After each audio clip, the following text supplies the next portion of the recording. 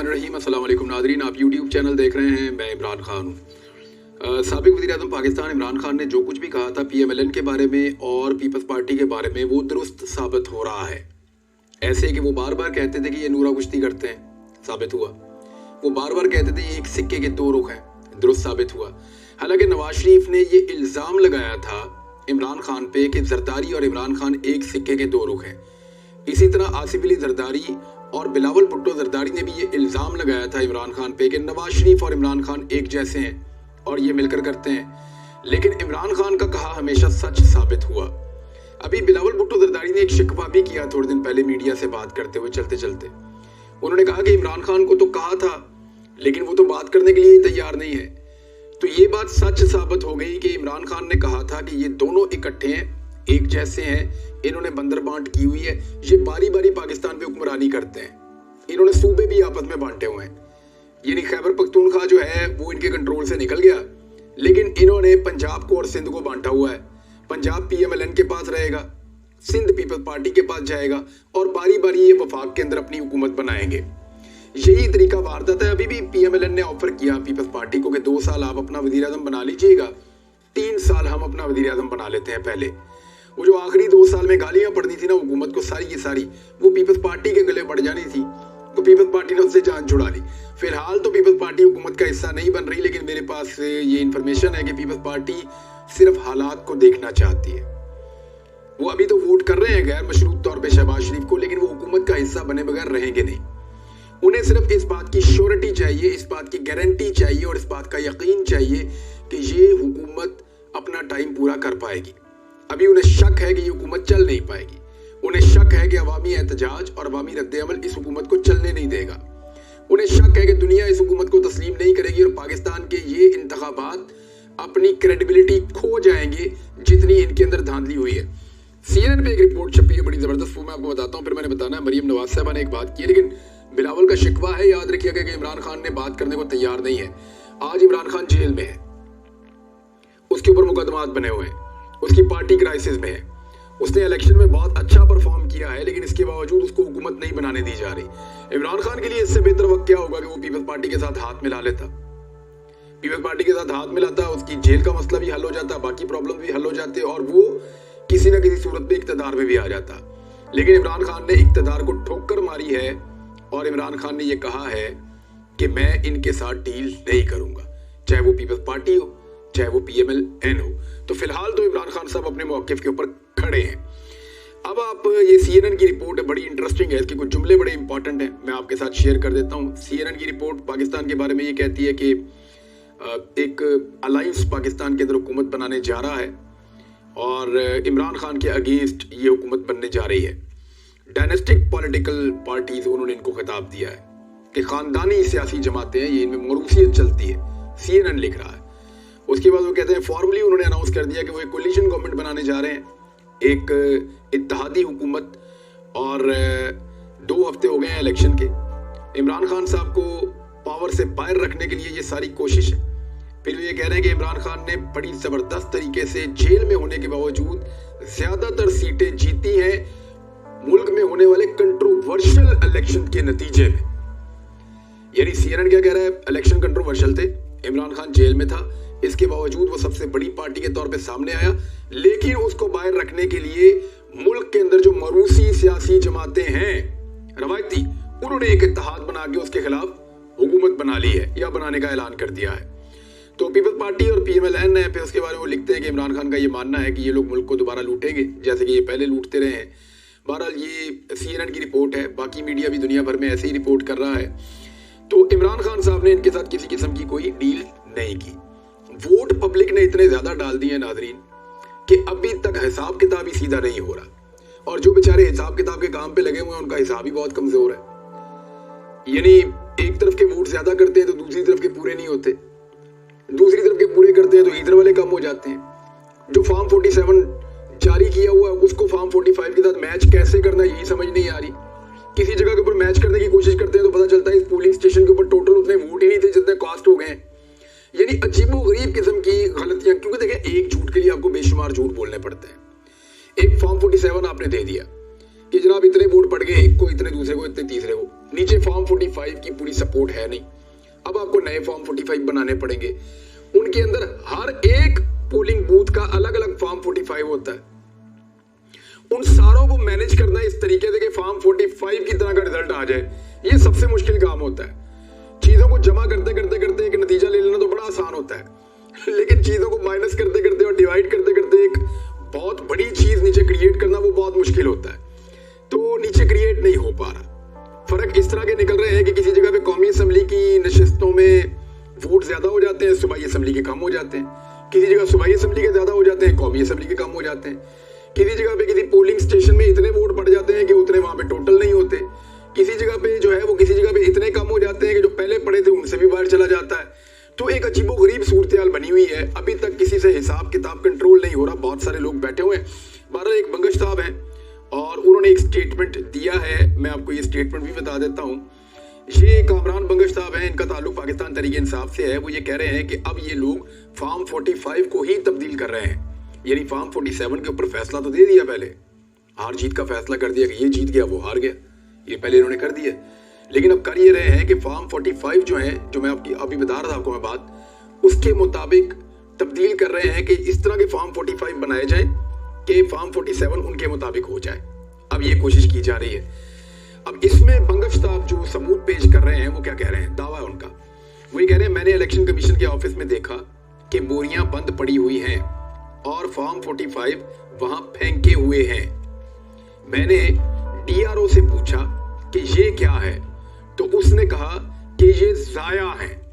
ये news conference के अंदर उन्होंने एक इल्जाम लगाया है कामरान बंगश साहब ने। वो कह रहे हैं जी फॉर्म 45 अब ये लोग तब्दील कर रहे हैं और उनको तब्दील करने के बाद एक लीगल जवाब बनाएंगे कि जनाब असली फॉर्म 45 ये है, जो इनके पास है वो असली नहीं है, लिहाजा ये नतीजा जो हमने बनाया ये ठीक है। ये काम एक दिन में भी हो सकता था, लेकिन क्योंकि काम बड़ा लंबा है तो 2 हफ्ते होने को हैं और काम अभी तक मुकम्मल नहीं हो सका। मरियम नवाज साहिबा ने एक स्टेटमेंट दिया है। उस स्टेटमेंट में मैं चाहूंगा जरूर बात करें, मेरा बड़ा फेवरेट टॉपिक है। उन्होंने कहा कि करप्शन मेरी रेड लाइन है। ये मरियम नवाज ने कहा है, ये आप याद रखिएगा, करप्शन मेरी रेड लाइन है, ये मरियम नवाज ने कहा। तो मैं ये रेड लाइन याद दिलाता रहूंगा जब तक मरियम नवाज इस सीट के ऊपर विराजमान रहेंगी। क्योंकि देखिए पहली खातून वजीर आला आ रही हैं पंजाब में, वेलकम, लेकिन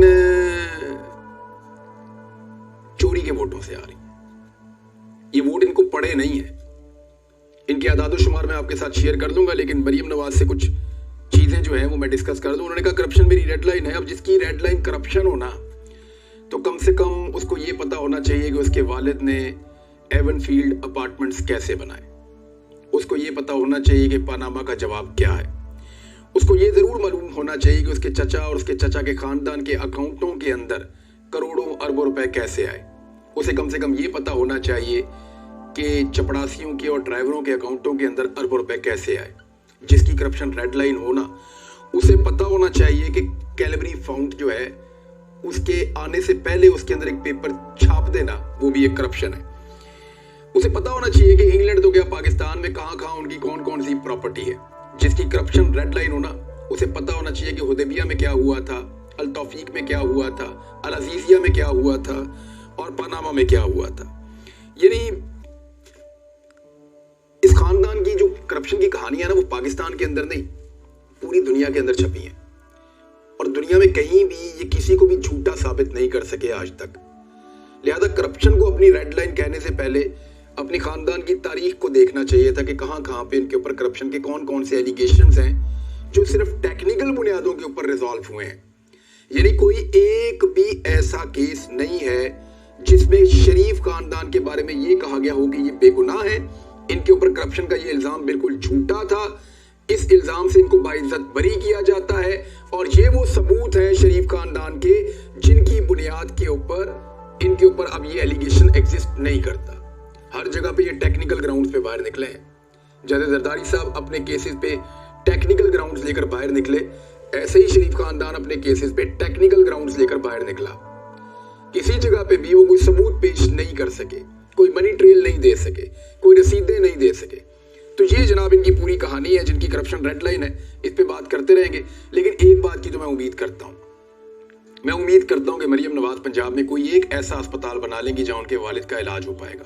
नाजरीन, एक और काजी फायद ईसा साहब के हवाले से खबर है और वो अभी जंगल में आग की तरह ये खबर फैलती चली जा रही है, क्योंकि एक मुतनाज़ फैसला है जिसके बाद ये सूरत हाल पैदा हुई। ये फैसला तो 6 फरवरी को आया था और जो हमारे रिपोर्ट करते हैं लोग अदालतों से, उनको इसके बारे में आइडिया था और वो इसे जानते थे, लेकिन फिर मुकम्मल तफसीली फैसला आने का इंतज़ार किया जा रहा था।